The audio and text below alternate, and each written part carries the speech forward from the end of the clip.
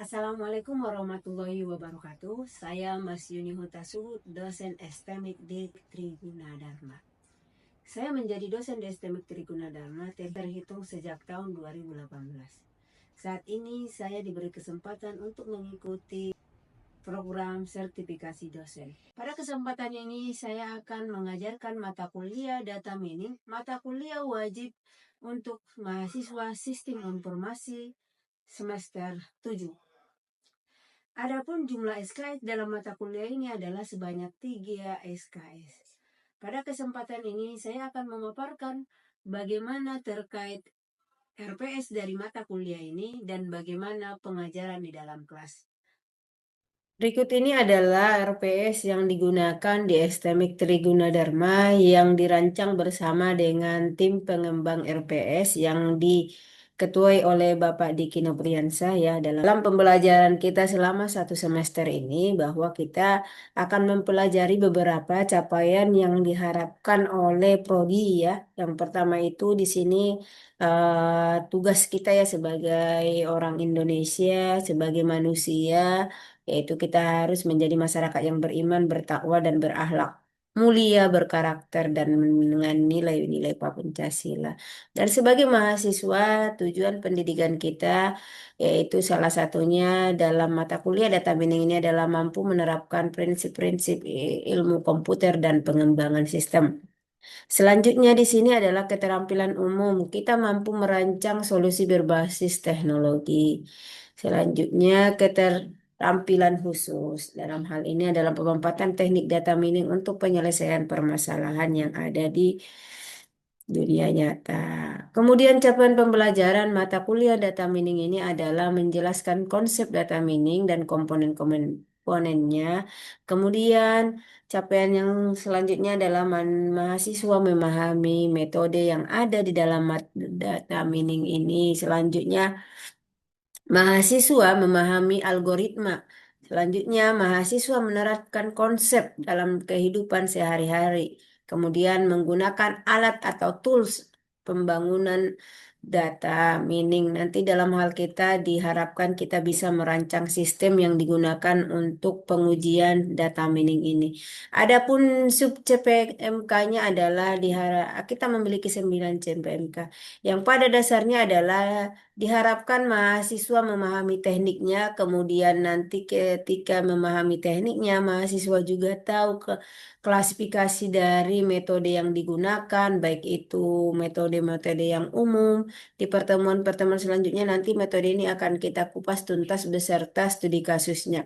Baik itu di metode Rockset, baik itu clustering, baik itu nanti dalam perancangan kita implementasinya kita pakai Python, kemudian kita juga mempraktikkan metode asosiasi, kemudian nanti kita ada juga akan sampai ke proyeknya.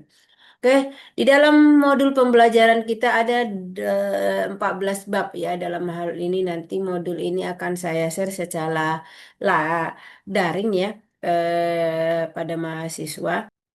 Kemudian nantinya kita akan membahas terkait referensi yang kita ambil ya. Ada beberapa referensi yang bisa diambil di sini. Kemudian ada beberapa jurnal yang bisa diambil juga dari link YouTube juga nanti akan share juga. Di YouTube saya ada beberapa video penjelasan terkait beberapa metode yang ada di dalam data mining. Dalam 16 pertemuan kita perlu saya pahamkan adalah di sini ada beberapa teknik kriteria yang bisa saya lakukan untuk adik-adik mahasiswa. Di sini juga metode pembelajaran kita nantinya, kemudian di sini juga ada materi pembelajaran kita. Perlu dilihat sebelah sini nanti ini juga RPS ini akan saya share ke adik-adik mahasiswa.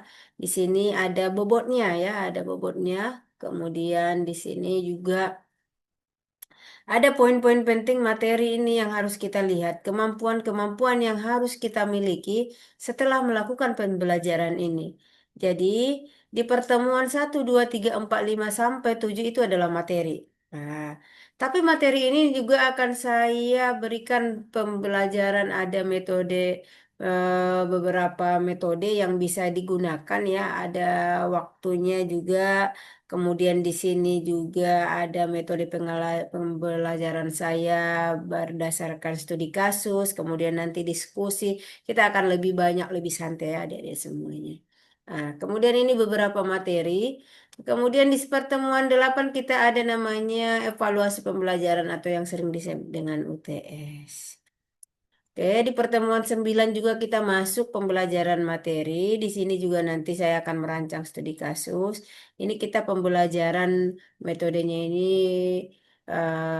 pembelajaran bauran ya adik-adik semuanya. Kemudian nanti bisa juga kita studi kasus akan saya berikan. Nah, di pertemuan 10 dan 12 ini kita nanti dari mengimplementasi metode ke sistem sederhana yang akan kita gunakan menggunakan tools atau alat yaitu Python ya. Kemudian nanti kita di sini bisa merancang database untuk metode Cummins ini. Oke, selanjutnya di pertemuan 14 juga kita di sini kita belajar juga baik kasus juga pembelajaran pembauran juga nanti kita akan keaktifan kamu itu akan saya perhatikan bagaimana kamu aktifnya dan setiap ini nanti akan saya kasih hal pemicu kamu untuk memperdalam pemateri ini dan yang terakhir nanti kita ada proyek. Nah, proyek ini adalah untuk bagaimana kamu bisa mempresentasikan proyeknya nanti, penyajian datanya, bagaimana implementasinya, bagaimana. Jadi nanti dalam hal penilaian juga perlu adik-adik perhatikan di sini. Dalam hal penilaian ini ada namanya di sini kita A, B, C dan penilaian di sini ya. Ya, jadi adik-adik semua ini diperhatikan. Untuk nilai UAS kamu, UTS kamu, kuis kamu juga itu diperhatikan. Nah, ini tes tertulis juga nanti akan ada beberapa instruksi-instruksi yang perlu kamu pahami. Oke, untuk RPS ini sekian. Nanti di pertemuan selanjutnya akan kita bahas materi. Materi apa yang akan kita kuliti dari metode data binding ini. Sekian. Assalamualaikum warahmatullahi wabarakatuh. Waalaikumsalam warahmatullahi wabarakatuh. Selamat pagi semuanya. Jadi sebelum memulai perkuliahan hari ini, mari kita sama-sama berdoa menurut agama dan kepercayaan kita masing-masing. Berdoa dulu.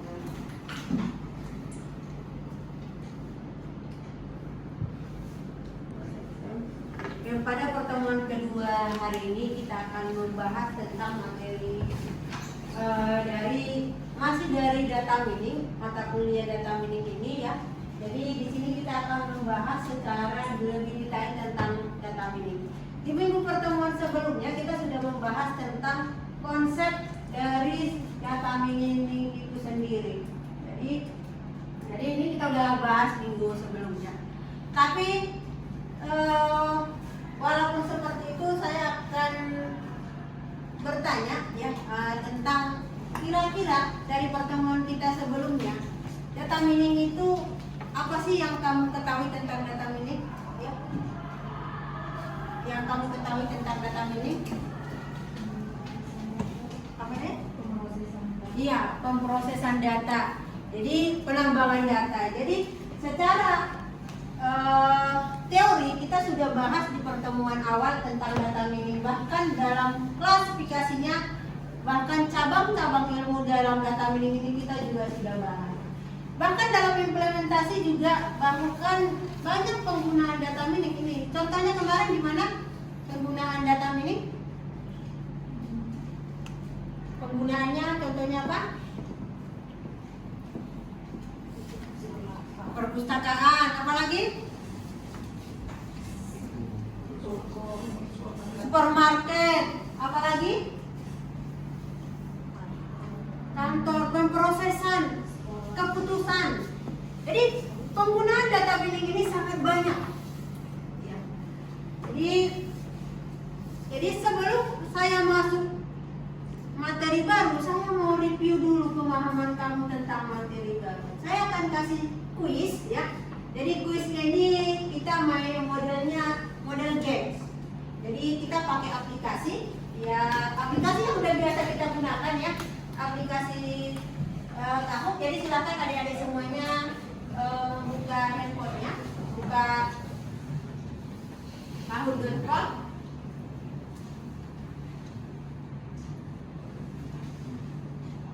Oke.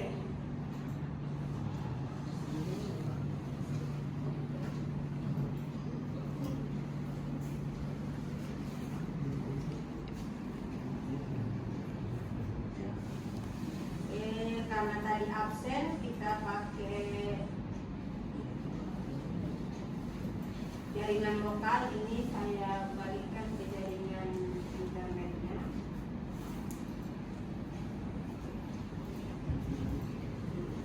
Jadi gamesnya ini metode permainannya seperti ini. Jadi saya akan memberikan soal kepada kamu. Jadi kamu tinggal memilih gamesnya yang akan kita mainkan nanti. Jadi,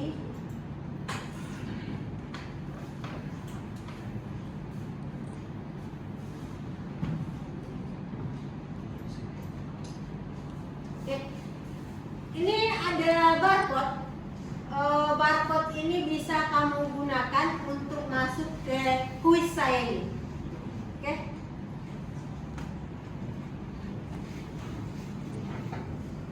Sambil saya tunggu ya, ini yang masuk ya, segera yang lainnya. Terus ya, terus.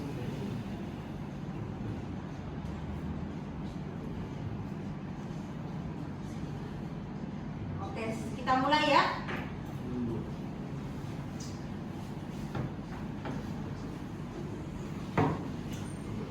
Silakan dipilih jawabannya dengan warna yang benar. Kira-kira yang benar yang mana?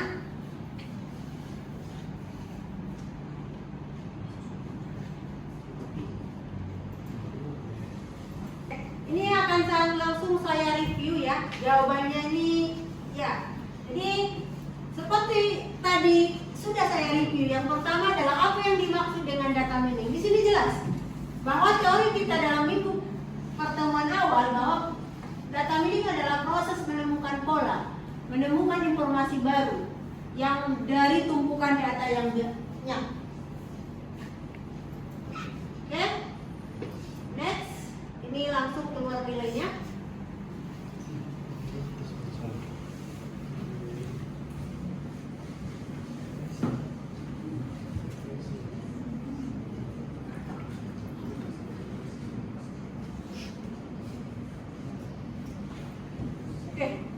Ini benar semua ya. Kita next soal yang selanjutnya.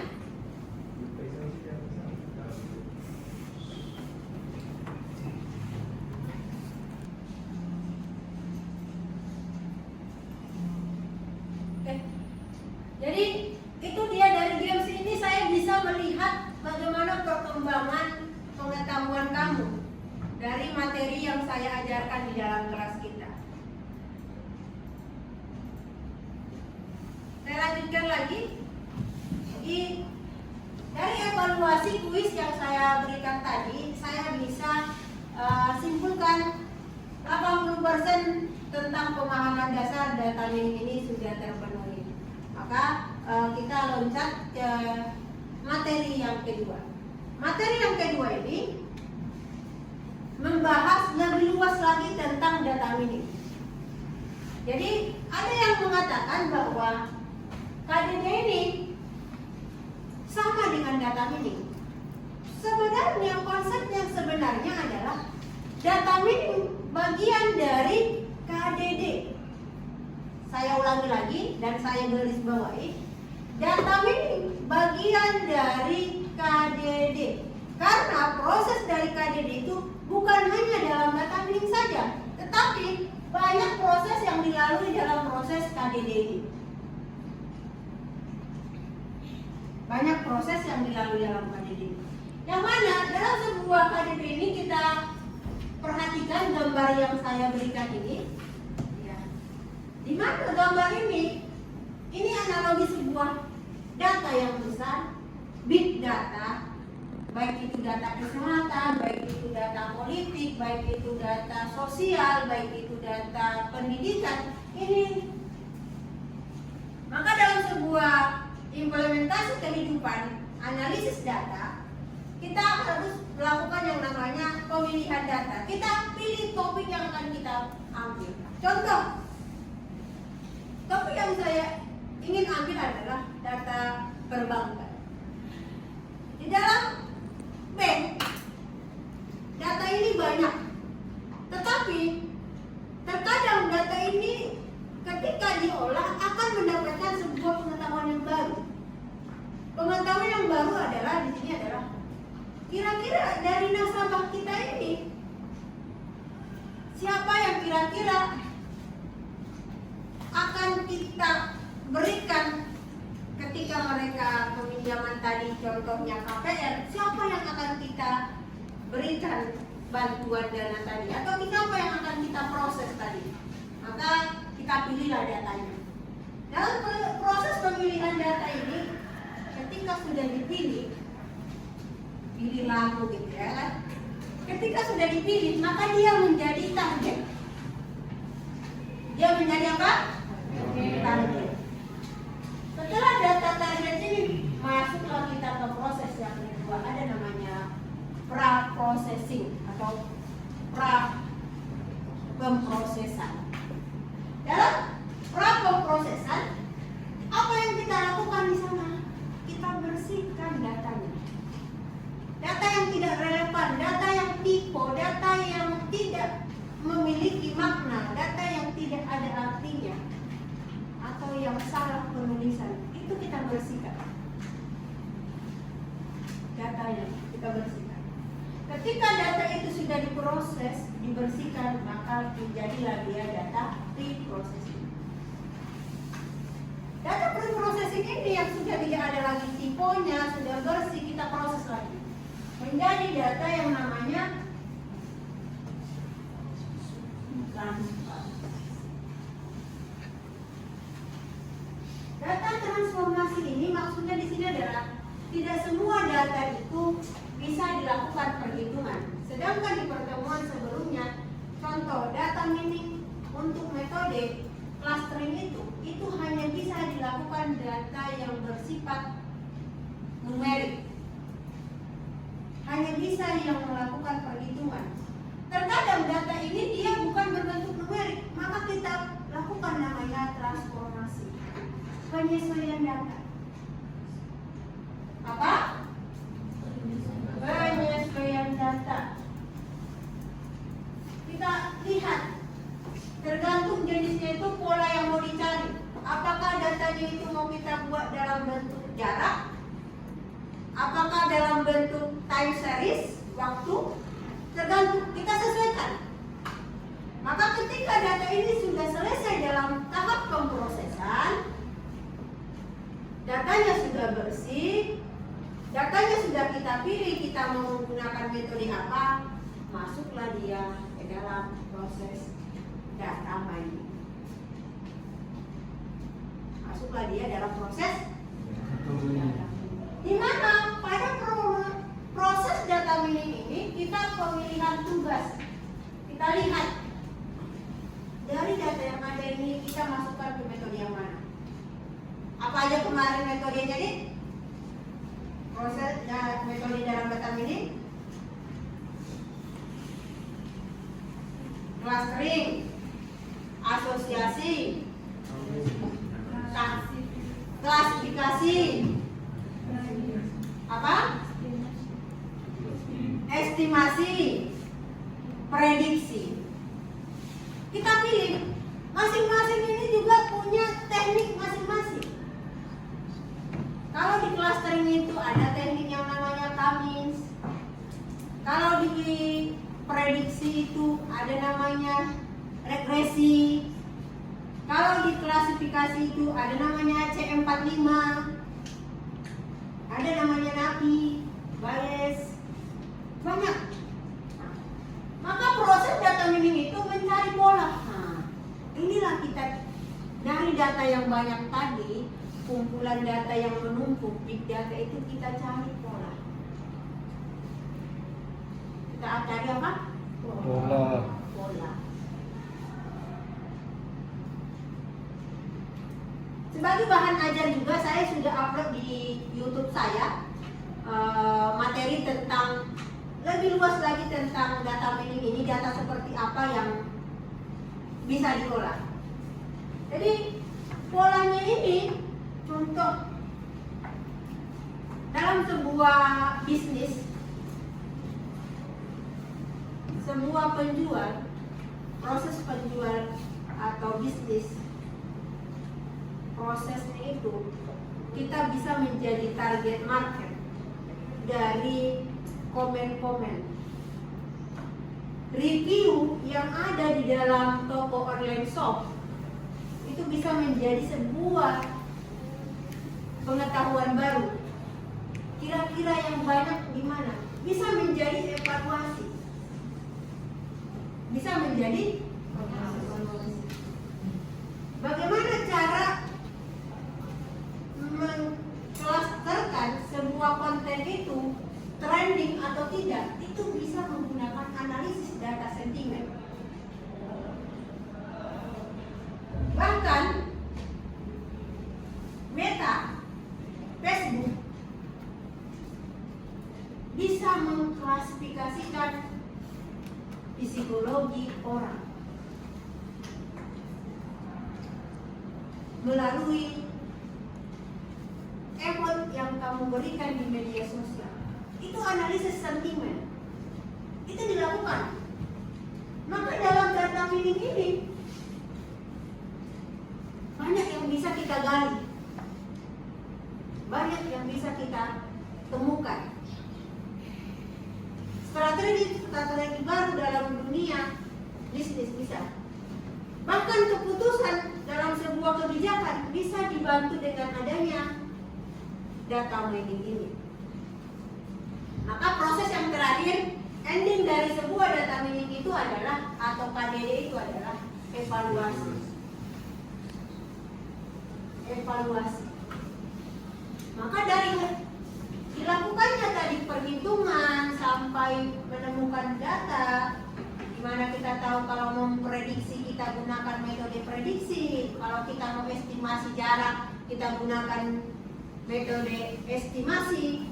Maka ketika ada data dari hasilnya itu, maka bisa kita lihat, kita terjemahkan pola yang muncul, kita terjemahkan informasi yang muncul. Kalau tadi pengelompokan,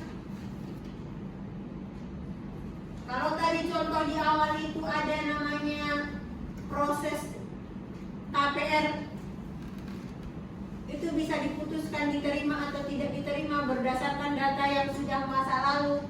Ternyata sebelumnya dia punya report atau catatan bahwa dia pernah meminjam tapi tidak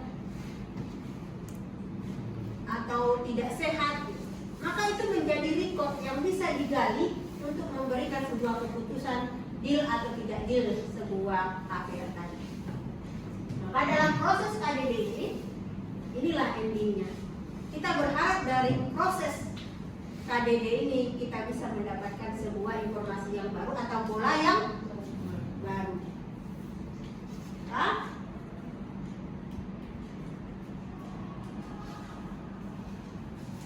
Itu dia materi dari KDD. Untuk mengevaluasi bagaimana penyampaian saya, akan saya berikan kuisnya lagi.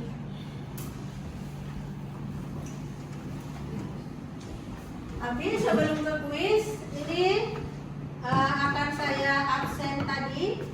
Saya cek lagi.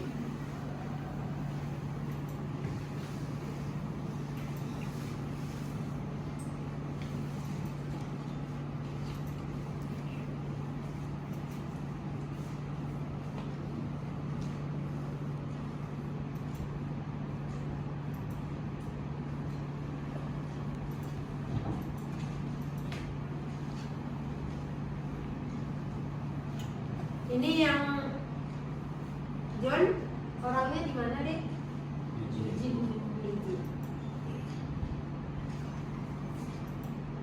untuk masak, Chris, sakit bu. Sakit. Royhan, oh ini juga sakit ya tadi. Ryan, yang nggak ditambah kartu ada deh. Oh ada. Oh, silakan di scan dulu.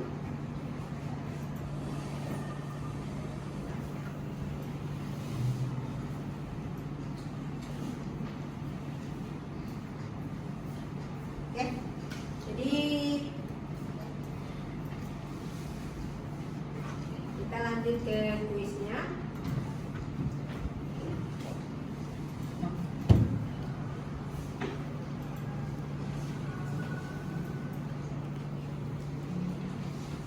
Dengan cara yang sama tadi, silakan kahutnya dibuka.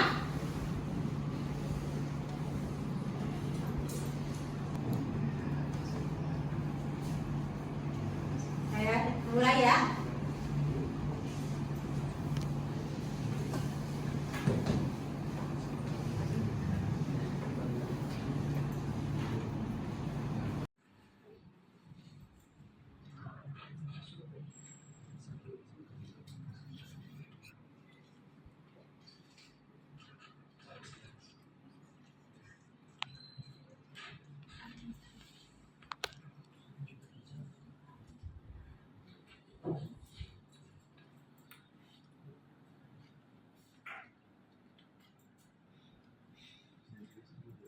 Oke, setelah tadi kita lakukan kuis, kita bisa lihat sejauh mana kemampuan kita dalam mata kuliah saya ini. Oke, jadi di pertemuan selanjutnya kita akan implementasikan ke metode. Jadi saya harapkan adik-adik semuanya untuk menyiapkan beberapa jurnal untuk referensi. Jadi kita akan bahas yang pertama itu metode ya clustering ya. Silahkan dicari beberapa paper atau jurnal untuk mendukung perkuliahan kita. Oke, di akhir perjumpaan kita ini